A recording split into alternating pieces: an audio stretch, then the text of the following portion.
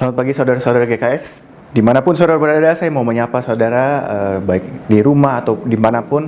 Dan khususnya bagi Anda yang baru pertama kali mungkin tune in dengan gereja kita, dengan channel gereja ini, saya mau mengucapkan selamat datang dan saya berharap saudara bisa diberkati oleh firman yang akan saya bagikan pada hari ini.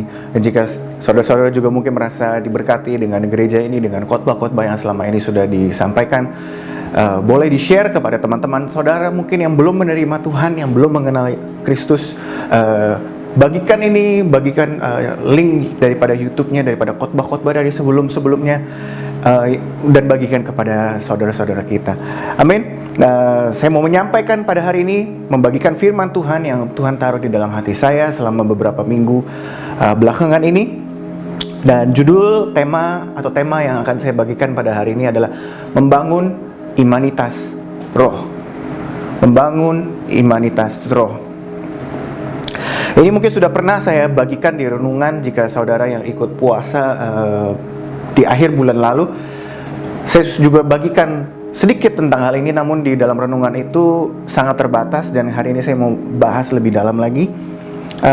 Mungkin untuk saudara yang bingung apa tuh imanitas roh, apa maksudnya, itu hanya pelesetan saudara dari imunitas. Saya terinspirasi ini ketika khotbah daripada Pastor Roni Daud. Waktu itu dia bukan bahas soal ini, tapi dia ada menyinggung sedikit, ngomong soal imun dan iman, dan itu tiba-tiba menginspirasi saya karena itu adalah sangat berhubungan dengan perenungan saya. Sehingga akhirnya saya akan beri judul dan tema khotbah pada hari ini adalah membangun imanitas roh. Membangun imanitas roh. Saat saya sedang merenungkan ini, saya diingatkan oleh Tuhan. Saya merasa seperti Tuhan membawa saya kembali ke tahun lalu, untuk mengingat tahun lalu. Pertama kali negara kita diterpa oleh pandemi ini, pandemi COVID. Bukan hanya negara kita, tapi di seluruh dunia. Dan saya melihat banyak orang, bukan hanya di Indonesia, tapi di negara lain juga. Tapi khususnya di Indonesia, banyak yang di social medianya mereka ngepost doa dan mereka quote Mazmur 91. Banyak sekali saya mendengarkan pengajaran juga, ada orang, ayo kita berdoa dengan Mazmur 91 dan berdoa untuk pandemi ini. Di doa pagi pun saya mendengar banyak orang kita berdoa untuk pandemi ini. Kenapa saya lihat seperti itu? Karena saya melihat juga ada desperation, karena kita tidak tahu bagaimana cara menangani COVID. Saat itu kita tidak tahu apa-apa tentang COVID. Tidak ada satu dokter pun di dunia yang tahu secara pasti apa itu COVID dan juga bagaimana menanganinya. Ketika kita tidak tahu, ketika tidak ada pengetahuan, kita mengandalkan Tuhan.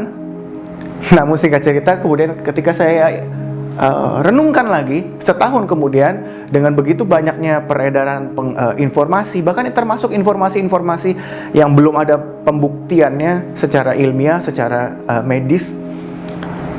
Banyak sekali informasi-informasi seperti itu yang beredar. Kita harus minum ini, minum itu, dan yang terpenting kita harus meningkatkan imunitas tubuh kita. Sehingga akhirnya kita mulai mendapatkan informasi itu dan kita mencari banyak hal yang dapat meningkatkan imun kita. Namun kemudian dalam setahun ini, bahkan kemarin ketika PPKM baru pertama kali dijalankan, itu kondisi Jakarta itu sangat sebetulnya mencekam dibandingkan dengan tahun lalu. Namun kalau saya perhatikan di dalam sosial media saya tidak tahu di dalam sosial media saudara, mungkin saudara punya teman-teman yang sangat rohani, mungkin saya tidak. Tapi di dalam sosial media saya jarang sekali melihat orang nge-post minta butuh dukungan doa, minta kemudian atau nge-post hal-hal yang soal doa, berdoa tentang pandemi, berdoa dengan atau quoting Mazmur 91. Saya jarang sekali menemukan itu. Saya jarang menemukan orang yang masih berdoa dengan Mazmur 91 setahun setelah pandemi. Bahkan ketika pandemi ini sedang masuk ke tahap yang cukup mengerikan saat awal PPKM kemarin, bahkan lebih mengerikan dari tahun lalu. Tapi saya tidak lagi melihat orang-orang mengandalkan Tuhan, mencari Tuhan, tetapi justru yang mereka andalkan, yang selalu saya lihat adalah saya butuh ini, saya butuh itu, saya butuh ada banyak yang ngepost, kita membutuhkan plasma darah lah, inilah, itulah. Bukan berarti nggak boleh ya saudara. Dan saya bilang ini bukan berarti karena kita hidup beriman, maka kita tidak perlu pakai masker, maka kita tidak perlu vaksin. No, saya tidak bilang gitu. Karena jelas bahwa ketika Yesus sedang dicobai di padang gurun, sebetulnya iblis memang mengutip Mazmur 91 juga. Ketika dia bilang, sebab mengenai engkau, ia akan mengirimkan malaikatnya untuk menatang kau supaya kakimu tidak terantuk batu. Tapi kemudian jawab Yesus apa? Jangan engkau mencobai Tuhan Allahmu. Berarti walaupun kita beriman dan kita berdoa pakai Mazmur 91, bukan berarti kita keluar tidak pakai masker, bukan berarti kita keluar tidak menjaga diri, karena itu namanya berarti kita mencobai Tuhan Allah kita. Jadi dari ayat itu cukup jelas. Jadi saya bingung dengan pendeta-pendeta, dengan gereja-gereja yang mengajarkan kalau kita beriman kita tidak perlu pakai masker. Menurut saya itu suatu kebodohan yang luar biasa, karena berarti itu menunjukkan bahwa orang-orang seperti itu adalah orang-orang yang tidak baca firman, yang tidak mengerti firman. Ada amin, saudara? Nah, tapi apa yang saya mau bahas pada hari ini adalah bahwa yes, kita tetap perlu pakai masker, tapi jangan sampai rasa aman kita terletak kepada masker, terletak di dalam vaksin, terletak di dalam protokol kesehatan. Puji Tuhan atas semua obat-obatan yang mungkin sudah ada. Puji Tuhan atas vitamin-vitamin. Puji Tuhan atas masker-masker yang available. Tapi itu bukan menjadi sumber keselamatan kita, sebab nama Yesus berarti Tuhanlah keselamatanku, bahwa Dialah keselamatan kita. Itulah sebabnya boleh kita tingkatkan imunitas kita, tapi jangan lupa tingkatkan imanitas roh kita. Oke, jadi pada hari ini saya akan membahas itu. Nah, pada hari ini saya mungkin cara berbicara saya, khotbah saya, strukturnya akan lebih seperti ketika kita ada di seminar kesehatan atau sedang bicara soal kesehatan. Karena saya akan mulai dengan kenapa imanitas roh itu penting, kemudian apa yang dapat mengaktifkan imanitas kita, dan apa benefitnya, apa keuntungan imanitas yang tinggi. Kemudian saya akan lanjutkan kepada apa yang dapat menonaktifkan, yang dapat mematikan imanitas kita, serta apa dampak daripada imanitas yang rendah atau tidak ada iman. Dan kemudian kalau sempat saya akan bahas juga efek samping daripada imanitas yang tinggi. Oke? Mari kita mulai langsung saja. Poin pertama, kenapa iman itu penting? Kenapa imanitas roh itu penting, saudara? Karena saya percaya bahwa kepercayaan kita atau iman kita itu adalah esensi daripada kehidupan kita sebagai orang percaya. Itu adalah being kita. Kalau kita ingat minggu lalu Pak Leo bicara juga ada menyinggung kembali soal be do have. Dan jika saudara-saudara yang menonton pada hari ini sudah sering mengikuti pengajaran daripada Pak Leo, saya percaya pasti saudara tahu atau pernah mendengar soal be do have. Karena itu adalah dasar daripada pengajaran beliau, dari banyak pengajaran-pengajarannya soal karakter, soal be do have. Bahwa kita tidak hidup kita sebagai manusia bukan didasari atas our doing, our having, bukan didasari atas apa yang kita kerjakan atau apa yang kita miliki, bukan didasarkan dari pelayanan kita atau seberapa suksesnya pelayanan kita, tapi semua didasarkan oleh our being. Siapa diri kita? Dan mungkin saudara bingung karena apa sih being itu? Saya pun dulu sempat bingung, being kita itu apa sih? Karena doing dan having, melakukan dan memiliki adalah sesuatu yang dapat dilihat oleh mata. Tapi being adalah sesuatu yang tidak dapat dilihat oleh mata. Setuju? Nah, sebab itu mungkin saudara bingung, being itu apa sih? Dan saya mau bagikan kepada saudara pada hari ini bahwa yang menentukan being kita itu adalah our belief, our faith, kepercayaan kita. Mari kita coba buka Ibrani 11 ayat 6. Tetapi tanpa iman tidak mungkin orang berkenan kepada Allah, sebab barang siapa berpaling kepada Allah, ia harus percaya bahwa Allah ada dan bahwa Allah memberi upah kepada orang-orang yang sungguh-sungguh mencari Dia. Jadi tanpa iman tidak mungkin orang berkenan kepada Allah. Dan kekristenan bicara soal hubungan kita dengan Allah. Jadi kita gak bisa berhubungan dengan Allah tanpa adanya iman. Itulah sebabnya itu adalah esensi kita. Di Galatia 3 ayat 11 juga dikatakan, tidak ada orang yang dibenarkan di hadapan Allah karena melakukan hukum Taurat adalah jelas. Karena orang yang benar akan hidup oleh iman. Orang yang benar, saudara dan saya, akan hidup oleh apa? Iman. We live by faith. Jadi faith atau iman itu yang memberikan kepada kita hidup. Jadi hidup kita tidak didasarkan oleh pelayanan, tidak didasarkan oleh kekayaan, tidak didasarkan oleh seberapa banyak uang yang saudara buat, yang saudara how much money you make. Tidak didasarkan seberapa banyak investasi saudara, seberapa sukses pelayanan, sesering apa saudara pelayanan, sebaik apa saudara mungkin sering melakukan charity atau donasi. It's not because of that, but we live by faith. We live because of faith, because of what we believe. Ada amin saudara? Itulah sebabnya saudara kita harus hati-hati juga dengan istilah yang saya sering dengar dari dulu. Suatu istilah yang hanya di orang Indonesia biasa suka bilang kepada seorang anak yang mungkin sudah menjadi besar, sudah sukses di dalam pekerjaannya, menghasilkan banyak uang, properti. Kemudian biasa orang suka bilang gini, wah bapak ini senang ya pasti ya anaknya sekarang sudah jadi orang. Apa coba itu? Tapi kita sering dengar, saya sering dengar, dan saya yakin bapak ibu atau semua saudara di rumah pasti sering mendengar, oh saya nanti kalau saya sudah jadi orang, kalau anak ini sudah jadi orang, wah puji Tuhan anak saya sekarang sudah menjadi orang. Apa maksudnya sudah menjadi orang? Karena ketika kita, tanpa kita sadari ketika kita bikin statement itu, kita sedang determine, kita sedang menunjukkan bahwa orang itu didasari oleh kesuksesan mereka, didasarkan oleh materi, didasarkan berapa banyak rumah yang mereka miliki, didasarkan seberapa banyak uang yang mereka hasilkan. Tanpa kita sadari, menjadi orang kita asosiasikan dengan seberapa banyak uang, seberapa banyak materi, seberapa sukses pekerjaanmu. Tapi seperti yang tadi kita sudah baca ayat-ayat itu, bahwa orang benar hidup oleh iman. Jadi saudara, jika saudara mungkin adalah orang tua, jangan lupa bawa anakmu ke Aero Kids. Ini bukan pesan sponsor dari guru Aero Kids, tapi jika saudara punya anak, jangan lupa untuk mendidik anakmu di dalam iman. Karena yang menjadikan mereka orang itu bukan kesuksesan mereka, bukan uang mereka nanti, bukan seberapa hebat mereka mencari uang, tapi seberapa hebat mereka di dalam iman. Apakah mereka bisa beriman di dalam Tuhan? Apakah mereka percaya di dalam Tuhan? Atau mereka meninggalkan iman mereka? Itu yang menentukan mereka menjadi orang atau bukan. Filipi 3 ayat 9 ini yang menjadi ayat pedoman saya selama 2 tahun belakangan. Dan jika saudara pernah mendengar khotbah-khotbah saya sebelum-sebelumnya, kebanyakan semua, dan juga nanti khotbah-khotbah mungkin yang akan di depan, saya berani jamin bahwa hampir semuanya akan didasari oleh Filipi 3 ayat 9 atau Filipi 3 in general. Itu surat daripada Paulus.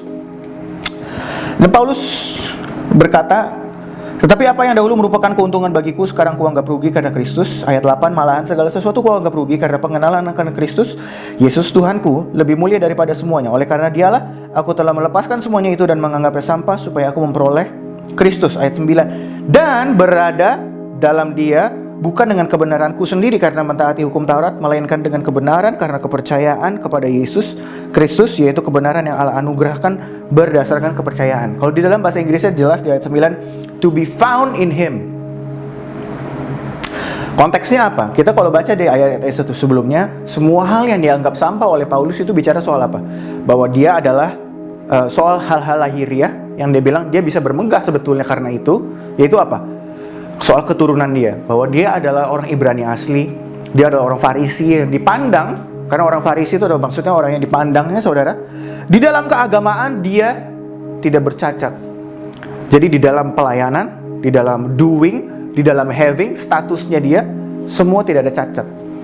Tapi dia bilang dia anggap sampah doing and havingnya untuk apa? To be found, to be found in Him. Kalau kita perhatikan situ, to be found in Him, itu adalah being. Bicara soal being, bahwa beingnya Paulus ada di dalam Kristus. Dan bagaimana cara Paulus mendapatkan being itu? Jelas di situ dibilang bahwa bukan dengan kebenaran yang didapat karena mentaati hukum Taurat, tapi kebenaran yang didapat oleh karena kepercayaan. By faith. By faith. Jadi jelas di sini bahwa beingnya Paulus di dalam Kristus ditentukan oleh apa? Iman. By faith. Jadi kalau saudara mau mendevelop being saudara, tidak ada cara lain selain dengan iman.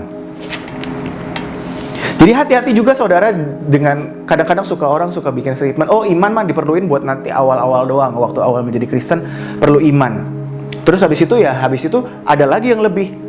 Hati-hati saudara, karena iman itu adalah esensi, dan bukan hanya waktu pertama saudara mengenal Kristus, tapi di dalam keseharian saudara. Karena kekristenan bukan soal saudara melakukan sesuatu atau memiliki sesuatu, tapi bicara soal kepercayaanmu. Kedua, apa yang dapat mengaktifkan iman dan apa benefitnya? Apa yang dapat mengaktifkan iman dan apa benefitnya? Mari kita buka sebentar Ibrani 11 ayat 1. Di sini dikatakan iman adalah dasar dari segala sesuatu yang kita harapkan dan bukti dari segala sesuatu yang tidak kita lihat. Ketika saya sedang mempelajari ini sedikit, saya baca ada satu komentari, kemudian dia membandingkan ayat ini itu dengan cara dia menjelaskan ini adalah dengan membandingkannya dengan indera kita, khususnya mata. Karena mata adalah bukti dari segala sesuatu yang terlihat. Karena mata kita bisa melihat sesuatu yang terlihat. Nah, itu di-compare di sini makanya untuk memperjelas Ibrani 11 ayat 1 bahwa iman adalah bukti dari segala sesuatu yang tidak terlihat. Jadi mata fungsinya adalah untuk yang terlihat, iman adalah indera kita untuk melihat yang tidak terlihat. Gitu. Nah, sama seperti mata, ada satu elemen yang sangat penting untuk mengaktifkan mata. Satu elemen yang tidak bisa diganggu-gugat. Apa itu? Cahaya. Tanpa cahaya, matamu mau sebagus apapun nggak akan bisa melihat apa-apa. Masuk akal ya, saudara? Nah, sama halnya juga dengan iman, ada satu elemen yang tanpa itu iman tidak bisa timbul. Apa itu? Firman Tuhan. Karena dikatakan iman timbul dari pendengaran dan pendengaran akan firman Tuhan. Jadi itu adalah elemen yang sangat penting sebagaimana cahaya untuk mata, firman untuk iman. Nah, dari sini makanya saudara kita bisa melihat, bisa mengerti dengan jelas firman yang berkata bahwa firman-Mu adalah pelita bagi kakiku, terang bagi jalanku. Makanya sekarang kita bisa mengerti kalau kita melihat itu seperti mata dan cahaya. Karena cahaya itu adalah elemen penting untuk kita bisa melihat dengan mata kita. Tapi untuk iman, kita perlu firman. Makanya di situ dibilang firman-Mu pelita bagi kakiku. Makanya itu jadi sesuatu yang make sense sekali, saudara. Karena firman itu adalah seperti cahaya untuk mata. Dan firman itu adalah terang untuk imanmu. Jadi supaya imanmu bisa timbul perlu firman. Tapi kemudian ada satu hal yang menarik, saudara. Coba kalau kita lihat di dalam Ibrani 4 ayat 1 dan 2. Sebab itu baiklah kita waspada supaya jangan ada seorang di antara kamu yang dianggap ketinggalan sekalipun janji akan masuk ke dalam perhentiannya masih berlaku. Ayat 2. Karena kepada kita diberitakan juga kabar kesukaan sama seperti kepada mereka. Jadi ada kita, ada mereka. Tetapi firman pemberitaan itu tidak berguna bagi mereka karena tidak bertumbuh bersama-sama oleh iman dengan mereka yang mendengarnya. Now hold on a second, tunggu sebentar. Tadi kan dibilang iman timbul dari pendengaran ya, pendengaran akan firman. Di sini kita lihat kepada kita diberitakan juga kabar kesukaan sama seperti kepada mereka. Berarti mereka itu mendengar hal yang sama, mendengar berita kesukaan. Apa itu Injil? Kita dan mereka di sini maksudnya mendengar hal yang sama, mendengar Injil. Tapi di sini kok dibilang tidak bertumbuh bersama-sama oleh iman dengan mereka yang mendengarnya. Padahal kan kalau mendengar firman harusnya ada iman berarti. Harusnya kan iman timbul dari pendengar. Kenapa di sini dibilang tidak ada iman? Nah, saya akan jelaskan seperti ini, saudara. Ini elemen kedua. Bukan elemen, ini adalah elemen kedua yang sangat penting dalam iman dan saya jarang mendengar ini sebelumnya dan saya rasa mungkin saudara juga ini pertama kali mendengarnya atau mungkin pernah ya mungkin kira-kira seperti itu. Tapi buat saya ini adalah sesuatu pewahyuan baru, ini adalah sesuatu pencerahan baru. Seperti tadi saya menjelaskan dengan mata, ada satu elemen juga yang membuat mata bisa aktif. Pertama cahaya, tapi kedua bahwa matamu sendiri harus berfungsi dengan baik. Harus otot-otot matamu, semua sel-sel di dalam matamu, semua harus berfungsi dengan baik. Otot-otot di matamu harus berfungsi dengan baik.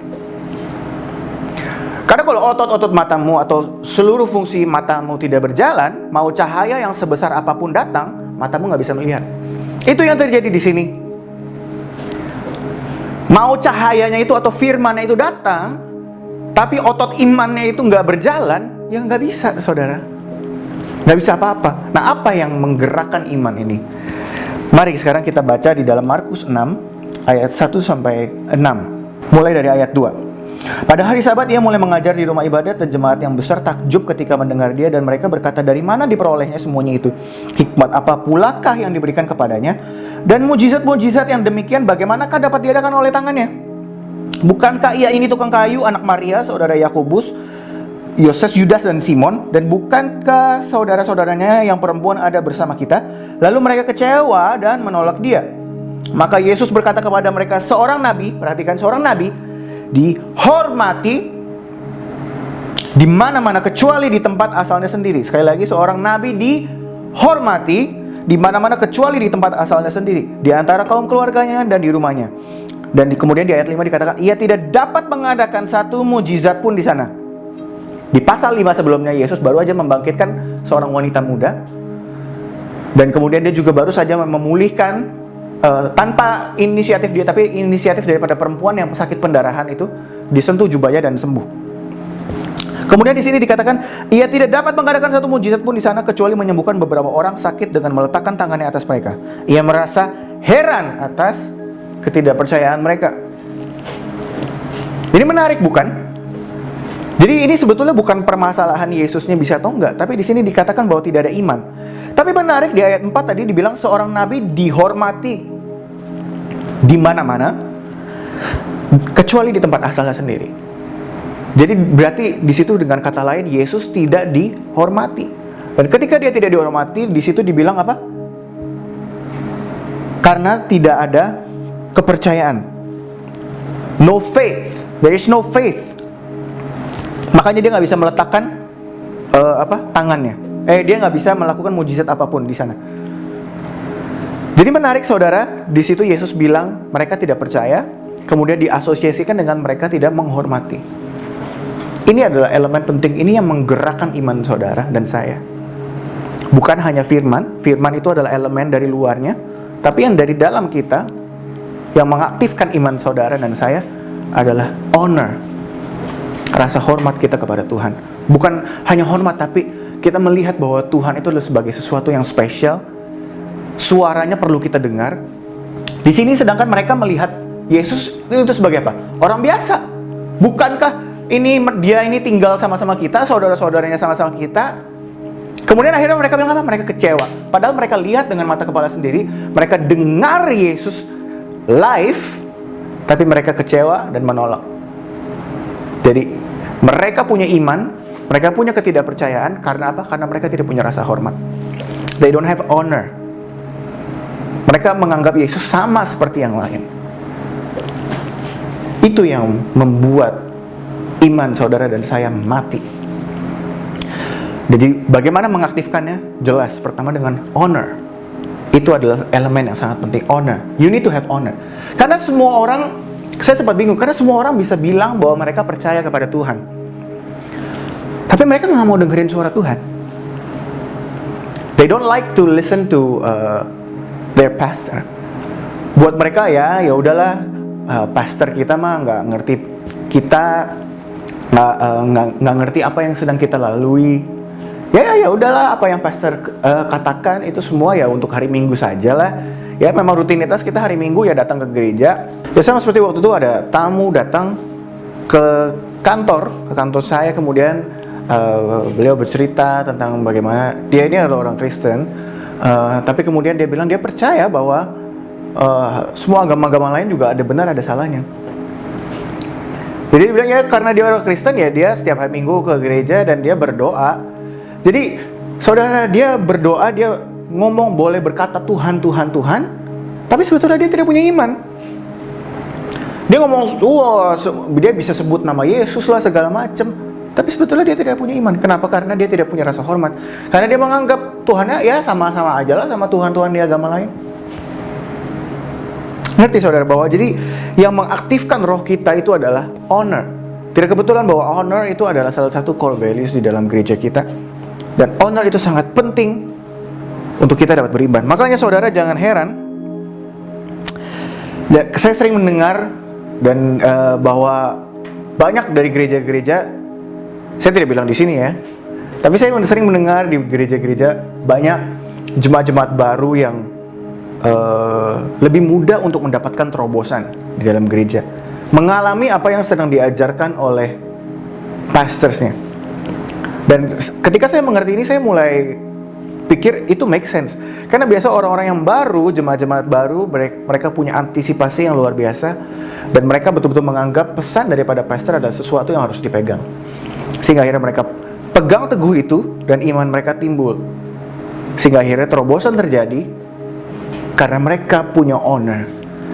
Tapi banyak, saya tidak bilang semua, dan saya tidak bilang ini di gereja ini ya, tapi ada banyak jemaat-jemaat yang lama mungkin mereka tidak punya honor lagi. Mereka merasa ini sebagai sesuatu yang biasa, sebagai sesuatu yang rutinitas. Tidak lagi menganggap itu sebagai sesuatu yang spesial. Seperti, kan sebetulnya sama seperti yang tadi di dalam Markus 6 itu, bahwa orang-orang yang gak percaya ini adalah orang-orang yang bertumbuh dengan Yesus dari sejak kecil. Mereka kenal Yesus dari sejak kecil. Jadi sebetulnya ini apa? Mungkin sama seperti sama seperti kita yang mungkin sudah jadi Kristen dari sejak kecil, gitu. Atau sudah ada di gereja ini dari lama, sudah ada di gereja sejak lama, kemudian akhirnya kita menganggap sebagai sesuatu yang biasa. Kemudian habis itu jemaat mungkin ada yang keluar atau bagaimana. Saya suka mendengar alasan seperti ini. Saya suka mendengar alasan katanya, saya sudah tidak bisa bertumbuh lagi di dalam gereja ini. Saya rasa permasalahannya, saya tidak bilang ini selalu menjadi alasannya, tapi saya rasa ini majority, sebagian besar, kemungkinan besar, jika kita merasa tidak bertumbuh di dalam gereja itu, padahal mungkin kalau memang kita tahu pastornya nggak kenapa-napa, tapi kita bilang kita nggak bisa bertumbuh lagi. Kemungkinan besar it's because the problem is with honor. Ya saudara, saya tidak bilang bahwa di gereja ini seperti itu, atau saya tidak bilang saudara seperti itu, tapi saya perlu menyampaikan ini supaya kita bisa ngecek, supaya kita bisa ngecek hati kita dan ngecek alasan kita. Jadi honor itu adalah sesuatu yang sangat penting.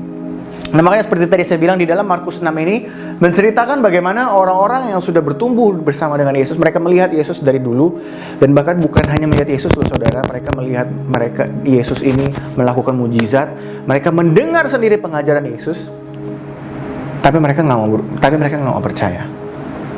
Inilah sebabnya saudara, jika mungkin kita sudah bertumbuh sebagai orang Kristen dari sejak kecil, kita mungkin merasa udah setiap hari ngelihat salib lah. Makanya buat kita salib itu sesuatu yang biasa, sesuatu yang common. Khotbah tentang salib ya, itu kan pertama kali waktu kita jadi orang Kristen, pertama kali kenal Yesus, ya salibnya dari sekolah minggu kita udah tahu apa salib itu. Jadi kalau ada khotbah soal salib, kita merasa bosen. Kita maunya kasih kita yang lain lah, kasih kita khotbah yang lain lah. Bosen kalau dengerin salib terus. Apa sih salib? Ya cuma soal kematian dan kebangkitan. Itu saudara yang menjadi masalah di dalam iman kita. Ketika kita tidak lagi menganggap kematian dan kebangkitan sebagai sesuatu yang esensial. Ketika kita tidak bisa lagi melihat salib sebagai betul-betul esensi daripada iman kita, saudara. Ketika kita tidak lagi mencari salib di dalam khotbah-khotbah, ketika kita tidak lagi mencari salib di dalam firman-firman yang kita dengar, kuasa kematian dan kuasa kebangkitannya, itu yang menjadi masalah saudara. Hati-hati saudara, ketika kita menganggap salib menjadi sesuatu yang biasa, darah Yesus menjadi darah yang biasa, itu yang menjadi bahaya saudara. Karena begini saudara, kalau saudara makan nasi goreng, saya pencinta nasi goreng by the way saudara, dan buat saya nasi goreng udang itu adalah nasi goreng yang sangat enak dibandingkan dengan ayam dan yang lain-lain, karena udang memberikan wangi yang beda dan rasa yang berbeda di dalam nasi goreng, saudara. Tapi hanya karena udang membuat nasi goreng enak, bukan berarti komposisinya saya ganti. Namanya nasi goreng, misalnya nasi goreng pakai udang, yang satu panci adalah nasinya, udangnya hanya tambahan. Hanya karena udangnya enak, bukan berarti satu panci jadi udang, nasi cuma seberapa butir kita taruh di atas. Kira-kira nangkep maksud saya? Kalau saudara mau makan udang pakai nasi berapa butir, jangan makan nasi goreng. Jangan pergi ke restoran Chinese atau jangan pergi ke restoran Indonesia. Pergi cari restoran seafood. Nah seringkali saudara, jemaat-jemaat di dalam gereja Tuhan, kita pertama mendengar Injil enak, terus habis itu dengan prinsip-prinsip yang ada di dalam firman juga bagus, tapi kemudian kita lebih mencari yang lain. Bagaimana cara menjawab permasalahan hidup, bagaimana cara menjalani hidup, bagaimana melewati masalah-masalah yang kita hadapi dengan prinsip-prinsip firman. Kita perlu motivasi. Bukannya nggak boleh, saudara. Nasi goreng udang itu enak, saudara. Injil dengan prinsip-prinsip itu bagus, saudara. Tapi itu bukan esensinya. Jelas di dalam firman dikatakan bahwa Injil itulah kekuatan. The gospel is the power. Sama seperti tadi kalau makan nasi goreng udang, mau nasi goreng apapun, nasi itu adalah the power. Bukan udangnya, saudara. Nah, seringkali kita mencari, yang kita cari di dalam gereja adalah motivasi-motivasi. Sama seperti saya bilang, kalau yang saudara cari udang, jangan pergi ke restoran Chinese atau ke restoran Indonesia. Pergi cari restoran seafood. Kalau saudara cari yang motivasi, dan bagaimana cara mendevelop diri saya atau cara mendevelop leadership, ya jangan ke gereja. Pergilah cari kursus cari motivator-motivator. Gak perlu datang ke gereja. Karena di gereja adalah tempat di mana saudara dikuatkan dengan Injil. Sebab Injil itu adalah kekuatan dan Injil itu adalah pengharapan bagi kita semua. Bukan berarti, sekali lagi, saya tidak bilang tidak perlu motivasi dan tidak perlu ada prinsip-prinsip lain. Seperti tadi saya bilang, kalau makan nasi goreng pakai udang itu enak memang. Bikin nasi goreng itu lebih enak lagi. Tapi bukan berarti makan udang pakai nasi, tapi makan nasi pakai udang, saudara. Dan kemudian kalau mungkin saudara bertanya, tapi kalau makan nasi goreng terus kan bosen. Maksudnya kalau misalnya makan Injil terus, dengerin Injil terus kan bosen. Nah sekarang saudara, saya sebagai pencinta nasi goreng, hanya karena saya sudah makan nasi goreng hari ini, bukan berarti saya nggak minta lagi nasi goreng besok. My mother is my witness. Mama saya setiap habis makan nasi goreng, kadang saya suka iseng, saya suka bilang, besok nasi goreng lagi. Atau berapa hari kemudian nasi goreng lagi, boleh? Hanya karena saya udah makan sekali, atau hanya karena saya sudah makan selama 1 bulan 10 kali misalnya makan nasi goreng, bukan berarti bulan depan saya stop makan nasi goreng. Because I like it, because I love it, because I feel that nasi goreng memberikan saya semangat dan kesenangan, saudara. Dan itu juga halnya dengan Injil, saudara. Terlebih lagi Injil malah, saudara. Hanya karena saudara sudah mendengarkan Injil soal Kristus dan soal salib waktu kecil, bukan berarti saudara stop makan Injil itu di kemudian hari. Karena Injil itu adalah pengharapan, saudara. Bukan nasi goreng. Kita orang Indonesia pemakan nasi. Makan apapun harus pakai nasi. Hanya karena kita udah makan nasi pagi ini, malamnya makan nasi lagi nggak? Makan. Sama halnya, saudara, kalau nasi aja seperti itu, apalagi Injil. Apalagi Injil salib, bahwa salib itu adalah pengharapan kita, bukan hanya pajangan. Itulah sebabnya saya percaya sekali bahwa gereja Tuhan di zaman sekarang ini perlu betul-betul kembali lagi mengajarkan Injil. Bukan hanya motivasi, motivasi perlu, yes. Tapi esensinya, gregetnya itu ada di dalam Injil. Ada amin, saudara-saudara? Nah, saat orang-orang berbondong-bondong datang ke Yesus, saat mereka sudah kenyang makan roti, kemudian Yesus bicara bahwa dia adalah roti yang hidup dan tidak ada orang, dan kemudian orang-orang mulai meresponnya begini kan, mereka bilang, bukankah dia ini anak Yusuf yang ibunya kita kenal? Coba kalau saudara perhatikan tentang responnya orang-orang ini sama seperti orang-orang yang ada di kampung halamannya Yesus. No honor. Dan akhirnya apa yang terjadi? Mereka meninggalkan Yesus. Tapi kemudian Yesus nanya kepada ke-12 muridnya, dia katakan, kamu gak mau pergi juga sama mereka? Petrus bilangnya apa? Kita mau pergi kemana? Kalau di dalam bahasa Inggrisnya, for we have come to believe. Karena kita sudah percaya.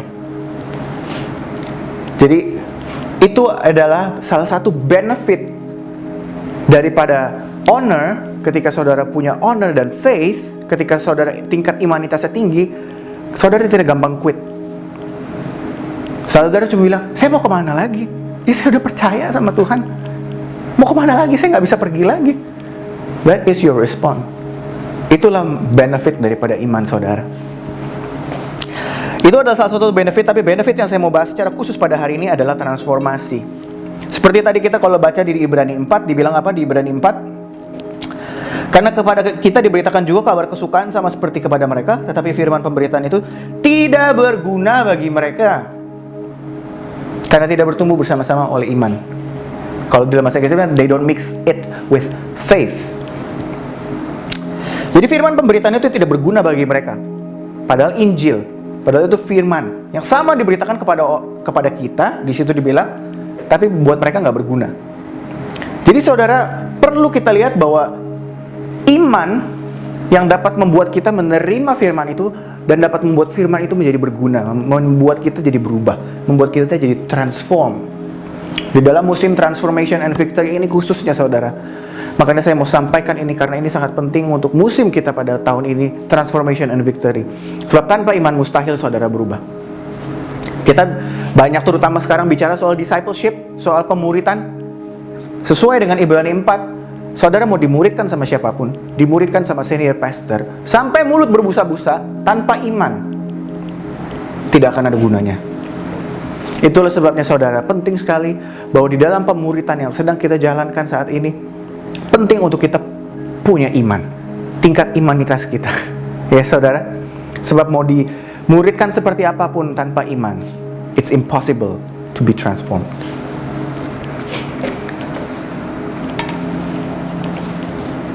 Zakheus, waktu itu di khotbah saya sebelumnya saya sempat menyinggung soal Zakheus dan anak muda yang kaya. Kita lihat bagaimana Zakheus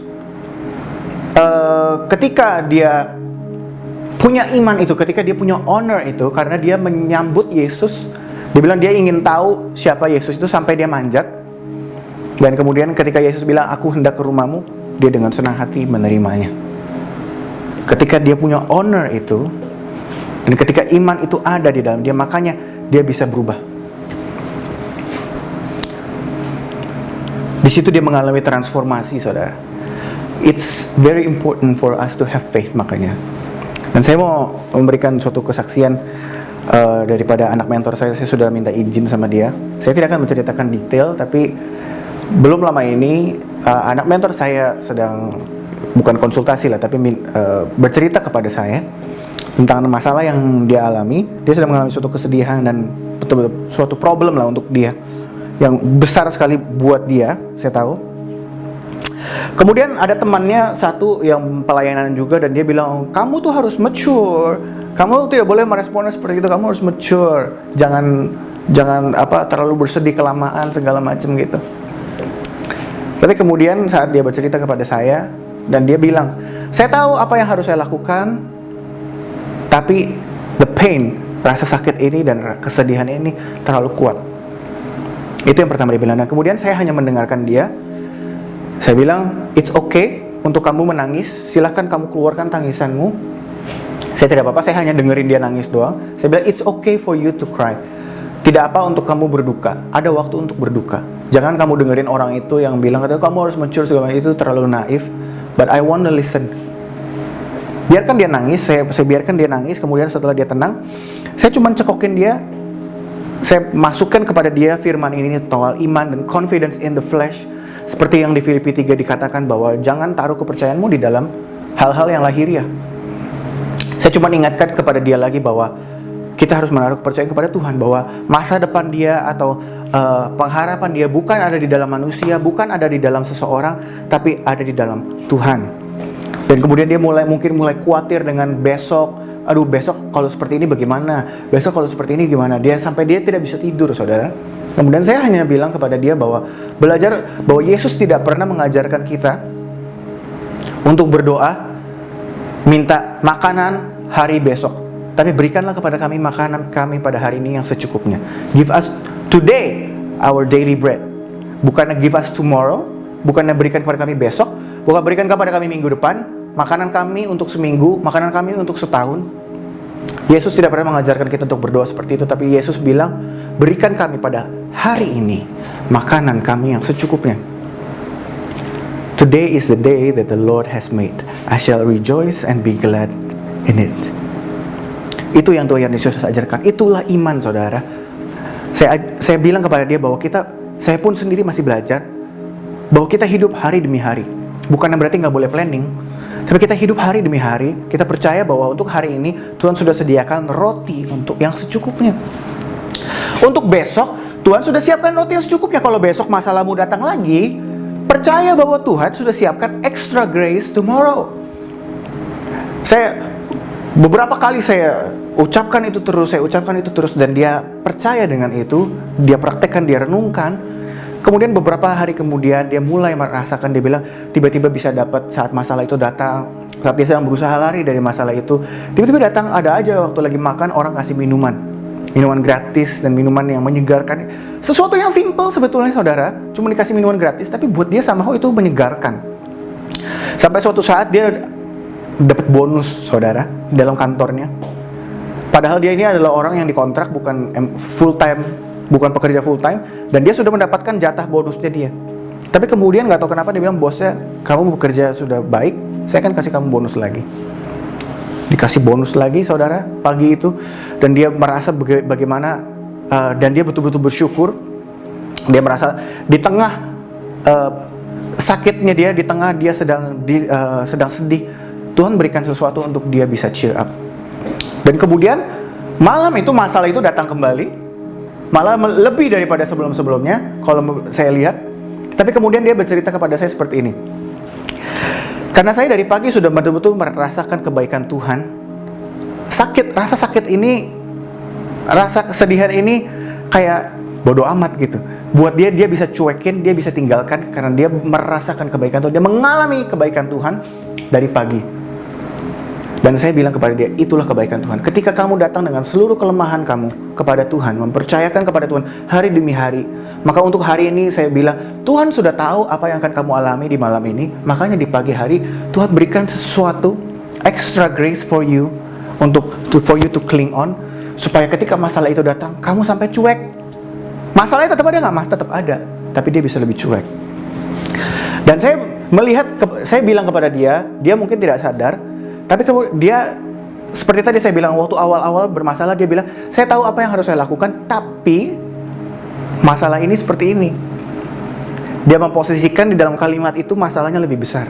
Tapi semakin hari, ketika dia cerita ke saya bilang, kamu mungkin gak sadar, tapi kalimatmu, struktur kalimatmu berubah. Dia mulai bicara, saya tahu sih, saya masih sedih, saya tahu sih besok masalah ini masih akan datang, tapi saya tahu Tuhan saya begitu baik. Jadi di sini posisinya dia sudah mulai berubah, cara berpikirnya sudah mulai berubah. Sekarang dia posisikan, saya tahu masalah ini seperti ini, masih ada, besok masih ada, tapi Tuhan saya lebih besar. Dulu saya tahu saya harus melakukan apa, tapi masalah saya lebih besar. Sekarang saya tahu masalah saya besar, tapi Tuhan saya lebih besar. Dia tidak sadar, saya bilang ke dia, saya berikan feedback kepada dia, bahwa ini yang sudah terjadi di dalam kamu. Ketika kamu betul-betul menaruh perhatian, menaruh kepercayaan kamu di dalam Roh, di dalam Tuhan, bukan di dalam orang, bukan di dalam hal-hal dunia, itu yang akan terjadi. Transformasi terjadi tanpa dia sadari. Dan yang penting juga saudara, nggak kalah penting, saya tidak perlu konseling dia, saya tidak perlu bicara sama dia kebanyakan. Hanya 3-4 kali sesi telepon, selesai. Bukannya berarti dia sudah betul-betul selesai atau bagaimana, saya belum tahu bagaimana. Tapi dia hanya perlu 3 atau 4 kali telepon. Dan karena saya ajarkan untuk dia mengandalkan Tuhan, dan dia anggap itu sebagai suatu kebenaran, dan dia praktekkan, tidak perlu dia mengandalkan saya. Dia sendiri yang terus mencari Tuhan, dan di situ terobosan terjadi. Di situ terobosan terjadi. Terobosan bisa terjadi, transformasi bisa terjadi, cara berpikir yang berubah karena iman, saudara. Amin. Poin ketiga, apa yang membuat, kalau tadi apa yang membuat iman kita bangkit dan apa benefitnya, yaitu transformasi. Apa yang membuat iman kita, tingkat imanitas kita turun, dan apa akibatnya? Yang menjadi musuh utama iman itu adalah confidence in the flesh, seperti tadi saya sudah sebutkan. Yang di dalam Filipi 3, apa yang Paulus bilang, bahwa jika dia adalah orang yang Ibrani, betul-betul Ibrani, full orang Ibrani, orang Yahudi, dan secara keagamaan dia tidak bercacat, secara status dia orang Farisi. Dan itu dia sebutkan sebagai kedagingan, sebagai hal yang lahiriah. Berarti itu bicara soal apa? Bicara soal standar manusia. Ketika fokus kita adalah di standar manusia, atau di dalam pekerjaan, di dalam kepunyaan, ketika fokus kita adalah usaha manusia, apa yang dikejar-kejar manusia, ketika kita mengandalkan pemikiran sendiri, pemahaman sendiri, segala sesuatu yang berhubungan dengan diri sendiri atau manusia, itulah kedagingan, itulah hal-hal lahiriah. Confidence in the flesh. You put your confidence in the flesh. You put your confidence, engkau menaruh kepercayaanmu di dalam uang, di dalam seberapa banyak uang, di dalam negara mungkin. Salah satu yang membuat saya pulang ke Indonesia adalah ketika Tuhan membukakan ini kepada saya, karena tanpa saya sadari, saya pikir karena di Indonesia standar keuangannya, maksudnya standar gaji segala macam jauh lebih rendah, saya pikir saya perlu cari uang di sana dulu, punya tabungan, baru kemudian saya pulang. Tapi kemudian Tuhan menegur saya, di mana Dia berkata, jadi di mana sumber kepercayaanmu? Where is your confidence? Baru di situ saya mulai pelan-pelan sadar. Selama berbulan-bulan Tuhan ajarkan saya seperti itu, bahwa ternyata confidence saya, walaupun saya sudah pelayanan, walaupun saya anak pendeta, tapi ternyata confidence saya ada di dalam flesh. Dan itulah sebabnya kenapa banyak pendeta bunuh diri, kenapa di Korea banyak sekali artis-artis juga yang bunuh diri. Karena di Korea yang saya tahu adalah public image itu sangat penting untuk artis. Public image. Mereka lupa bahwa mereka diciptakan on the image of God, not in the image of the public. Itulah sebabnya ketika kita serahkan itu kepada publik, serahkan identitas kepada publik, according to their opinion, dan opini manusia berubah-ubah. Saat saudara berbuat baik, mereka suka. Saat saudara melakukan kesalahan dikit, langsung dicela. Sedangkan ketika kita menaruh kepercayaan kita di dalam Tuhan, saudara baik atau tidak baik, itu tidak menentukan keselamatanmu. Sebab itu datang dari kepercayaanmu. It comes purely from your belief. Saat saudara setia, Tuhan setia. Saat saudara tidak setia, Tuhan tetap setia. Itulah sebabnya ketika kita menaruh kepercayaan kita, confidence in Him, Dia adalah seseorang yang tidak berubah dari dulu, sekarang, sampai selamanya. Itulah yang menjadi dasar harapan kita, yang menjadi dasar daripada sesuatu yang tidak pernah berubah, sesuatu yang kekal. Itulah makanya kenapa kita bisa feel secure, kenapa kita bisa merasa aman, karena Tuhan kita tidak berubah. Waktu itu saya sempat ada dapat gambar atau ilustrasi, saya lihat di dalam sosial media tentang perbedaan antara orang biasa dan entrepreneur. Ini datang dari orang Kristen, saudara. Kemudian dia berkata orang biasa itu ketika tidur, ketika malam bisa tidur dengan pules. Tapi orang-orang yang punya jiwa entrepreneur, dia akan sulit untuk tidur karena dia memikirkan besok harus seperti apa yang harus dikerjakan. Itu yang saya bilang, saudara, di dalam kekristenan, putting your confidence in the flesh. Karena kita pikir, dengan kita berpikir lebih, kita pikir kita akan lebih sukses. Ketika kita bekerja lebih, kita pikir kita akan lebih sukses. Saya bukan bilang kita tidak kerja, but don't put your confidence in your work. Don't put your confidence, saudara pikir dengan saudara berpikir lebih sampai nggak bisa tidur, saudara pikir itu yang membuat saudara menjadi entrepreneur, itu yang membuat saudara menjadi sukses. Justru di dalam Kristus mengajarkan bahwa Dia memberikan damai sejahtera. Dan itu justru yang membuat saudara bisa tidur. Jadi sebetulnya di dalam Kristus sebetulnya kebalikan. Di mata dunia, saudara seharusnya tidak bisa tidur, karena saudara harus memikirkan besok harus seperti apa, besok seperti apa. Tapi di dalam Kristus, kita tahu, kita buat planning, tapi kita serahkan itu kepada Tuhan, dan kita tidur pulas. Karena kita tahu bahwa besok ada rotinya sendiri. Itu sebetulnya orang Kristen, saudara. Tapi kita mulai melupakan. Mari kita baca di Yesaya 30. Saya sebentar lagi akan selesai. Yesaya 30 ayat 15 sampai 16. Sebab beginilah firman Allah, Tuhan yang Maha Kudus, Allah Israel, dengan bertobat dan tinggal diam. Bertobat dan tinggal diam. Bertobat itu berarti artinya tinggal diam. Saudara nggak bisa bertobat dan gelisah. Dengan bertobat dan tinggal diam, kamu akan diselamatkan. Dalam tinggal tenang dan percaya terletak kekuatanmu. Tetapi kamu enggan. Nah, kalau kita perhatikan di ayat 16, saudara, kamu berkata, bukan kami mau naik kuda dan lari cepat, maka kamu akan lari dan lenyap. Katamu pula, kami mau mengendarai kuda tangkas, maka para pengejarmu akan lebih tangkas lagi. Itu kata Tuhan, saudara. Kuda di zaman dulu yang menunjukkan kekuatan manusia. Kalau di zaman sekarang, kuda itu kira-kira ekuivalennya apa? Mobil. Saya mau punya mobil yang bagus. Saya mau pekerjaan saya, bisnis saya lari cepat. Sukses cepat, pensiun dini. Bukankah itu impian daripada anak-anak muda sekarang? Saya pun termasuk salah satunya dulu. Sampai Tuhan bukakan ini kepada saya. Dibilang apa? Dalam tinggal tenang dan percaya terletak kekuatanmu, tetapi kamu enggan, kamu maunya lari cepat. Dibilang, maunya naik kuda, lari cepat. Tapi habis itu Tuhan bilang apa? Kamu akan lari dan lenyap. Kamu bilang mau naik mobil, punya mobil mewah, segala macam, pengen bisnis cepat, tapi kamu lari dan kemudian kamu hilang. Mau apa? Dan dia bilang, saya akan jadi kuda yang pintar, kuda yang tangkas. Smartphone,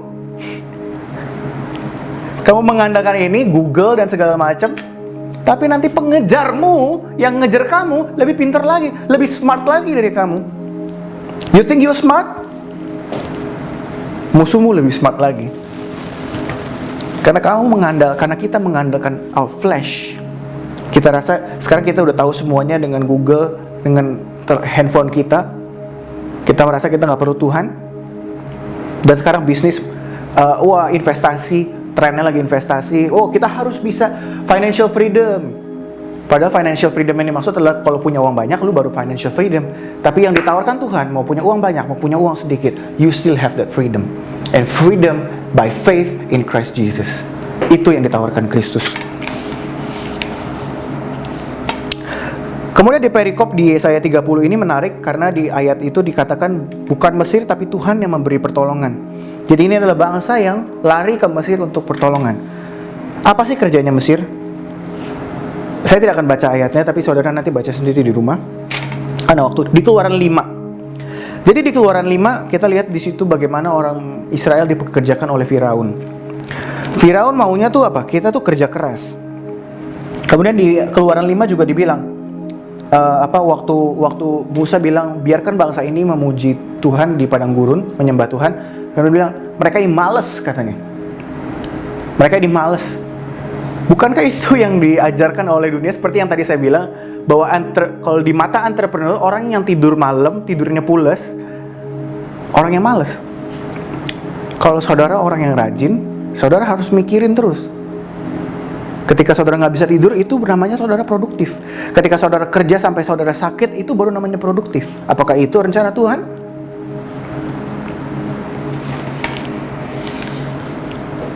Jelas dari sini kita bisa lihat dari ayat ini, dari Keluaran 5, bahwa itu selalu adalah rencananya Firaun. Justru ketika kita pikir kita harus bekerja lebih keras lagi, nggak cukup nih yang sekarang, saudara sudah melakukan yang terbaik, tapi saudara merasa kayaknya harus bisa lagi. Ketika ada waktu, nggak usah pelayanan deh, kerja lagi. Itu adalah mental Firaun, saudara. Kemudian Firaun akhirnya menyuruh orang kerja menyelesaikan kuota yang sama dengan bahan yang nggak ada. Dulu mereka disuruh kerjain batu bata, tapi dikasih jerami. Sekarang mereka harus cari sendiri jeraminya, tapi harus selesai batu batanya dengan sama jumlahnya. Bukankah itu sama dengan apa yang anak-anak muda sekarang alami? Dan banyak orang tua juga berkata, anak-anak muda sekarang bagaimana cara beli rumah? Gaji cuma segini. Dulu kita rumah harga nggak gitu semahal ini. Dan maksudnya gaji dan rumah harga perbandingannya tidak sebesar ini. Jadi sekarang saudara, kebutuhan kita sama, tapi harganya makin mahal. Resource-nya semakin sedikit, saudara. Bukankah ini sama dengan apa yang terjadi dengan orang Israel sama Firaun? Itu adalah rencana tipu muslihat daripada iblis, saudara. Dia selalu berusaha membuat saudara semakin sibuk. Kayaknya kebutuhan saudara itu semakin susah untuk dicapai. Dan akhirnya apa yang terjadi dengan orang-orang Israel saat itu? Mereka digebukin. Itu kan yang terjadi dengan anak muda sekarang. Mereka stres, depressed, merasa kayak hidupnya digebukin. Harus kerja banting tulang katanya. Bukan banting tulang lagi, sampai sakit-sakitan. Ya itu adalah apa? Itu rencananya Firaun, saudara. Saudara punya kebutuhan yang sama, tapi dengan resource yang semakin sedikit. Itulah Firaun. Saya bukan bilang ini berarti lantasan kita tidak bekerja. Tapi saya mau saudara sadar bahwa di dalam Kristus, kita bukan bekerja untuk mendapatkan berkat. Tapi kita bekerja karena kita sudah mendapatkan berkat. Ketika manusia jatuh di dalam dosa, kutukannya apa? By the sweat of your face, dengan keringatmu engkau akan makan roti. Tadinya roti semua, makanan semua sudah disiapkan oleh Tuhan. Tapi jadi itu berarti apa? Dengan keringatmu engkau harus mendapatkan berkat yang tadinya yang kamu tidak perlu usahakan. Bukan berarti Adam nggak kerja, Adam tetap dikasih kerja kan waktu itu. Tapi untuk berkat Tuhan sudah sediakan. Dia bekerja untuk memanage the blessing, not to get the blessing. Tapi ketika dia jatuh di dalam perbudakan dosa, yang jadi adalah dia harus bekerja to get the blessing, untuk mendapatkan berkat. Tapi saudara tahukah Adam berikutnya, Adam yang sempurna, Yesus, bukan di Taman Eden, tapi di Taman Getsemani.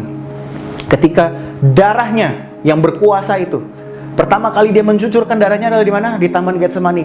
Bercucurkan darah itu di mana? Keringat. Keringatnya bercampur dengan darah, sehingga akhirnya apa? Kutukan keringat itu sudah diputar balik. Sehingga saudara tidak lagi di dalam kutukan keringat, tapi saudara sudah dibebaskan. Saudara bukan lagi harus berkeringat untuk mendapatkan berkat, tapi saudara bekerja karena sudah posisinya diberkati, karena saudara sekarang oleh rohnya. Saudara dan saya boleh berkata, Abba Bapa. Kita diangkat menjadi anak, bukan lagi sebagai budak, tapi sebagai anak. Itu perbedaannya, saudara. Itu perbedaannya. Kemudian apa akibatnya ketika tingkat iman kita menurun? Saya akan cepat saja. Ketika iman kita menurun, yang terjadi adalah spiritual distancing. Bukannya social distancing, tapi spiritual distancing.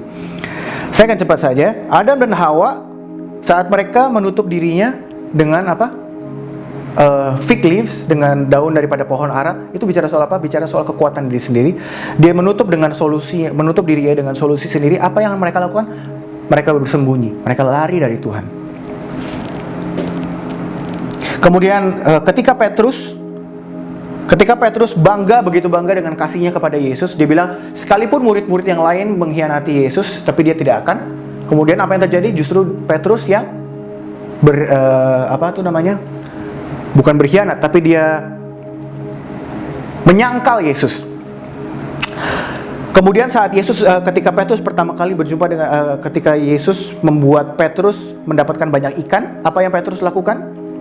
Depart from me, menjauhlah dariku, sebab aku adalah orang yang berdosa. Fokusnya adalah kepada dia, kepada dosanya, to his flesh.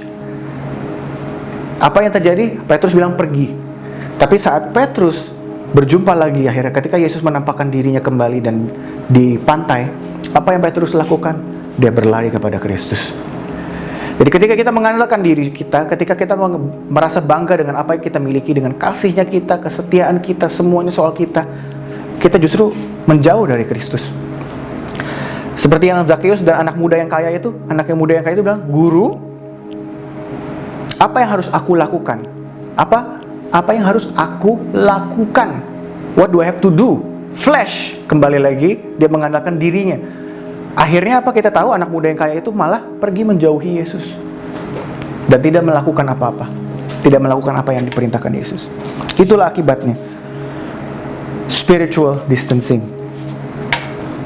Dan yang terakhir, efek samping. Apakah ada efek samping dengan tingkat imanitas yang tinggi?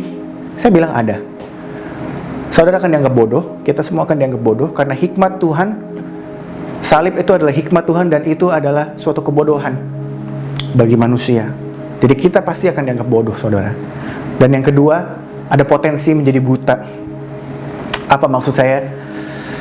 Ingat saudara, ketika Paulus pertama kali berjumpa dengan Kristus, berjumpa dengan Yesus, apa yang terjadi? Matanya dibutakan. Bukankah seringkali kita sebagai orang Kristen, kita pikir ketika kita berjumpa dengan Yesus, harusnya mata kita semakin jelas. Justru kita semakin jelas ke depan mau seperti apa. Tapi justru apa yang terjadi dengan Paulus? Ketika dia berjumpa dengan Yesus, justru dia dibutakan.